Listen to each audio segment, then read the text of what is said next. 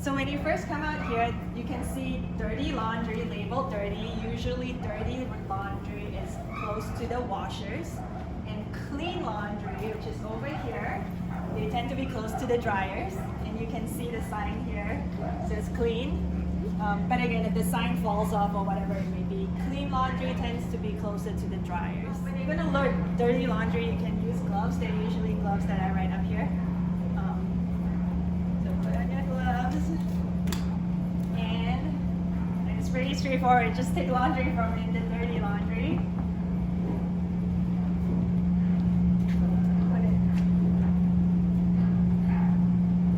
Okay, so assume that you've made a full load, so try to make it in fact, you should really just run it when there's a full load. So if you want to come closer, you will then just close the door and turn it so that it's horizontal. So just to show you again, when you open the door, you just pull it out, it opens, close it, put it back like that, horizontal. You can just check that it's closed. Here you'll see, so essentially the cycle needs to be on number 2, and it usually is. But you can just double check and make sure it says number 2 here.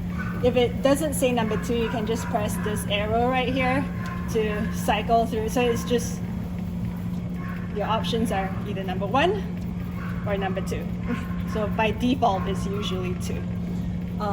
And you must use number 2 because it has bleach. It says bleach wash. So that's the one you want to use. To get it started, you press start, and that's it. You can hear the door lock. You can give it a moment to make sure that you can hear the water running, and you can see it went from 32 to 31, so you know that it's working. So that's pretty much it for running. You just pull the handle down to unlock it and open. There's a whole bunch of clean laundry in here, which you can use one of these red tubs to hold them for you to transfer it over to the dryers. So one of the things that you're going to notice is that this washer is smaller than that one. So the load from the smaller washer goes into the smaller dryer, which is right beside it. The load from the larger washer goes into the larger dryer. Okay, so you've taken your laundry from the washer, so this is your wet laundry that you're going to put into the dryer. So just load it in. You can wear gloves if you want. Put it all in. So imagine you've loaded the whole thing. Just close the door. You might have to use a little bit of force to close it. Then you just press start, that's all. So if you need to restart this dryer because it stops sometimes, you can press this word manual, I guess, and it'll tell you to enter the dry time. So generally you can enter 50 minutes. If it's partway dry, you can enter something shorter. And then press enter, which is this green sign. Says now it asks you to enter a temperature. So you can put 180. Press enter again. Now it's going to ask you a whole bunch of other questions, whether you want cool down and things like that. You just press enter for every single other question that it has. So press enter a bunch of times, and then it will start. So for this dryer, if it has an ignition fault, so if you want to come in, if it says ignition fault, you can just press off. Okay, so then it's going to say ready. So you press A and it will start again.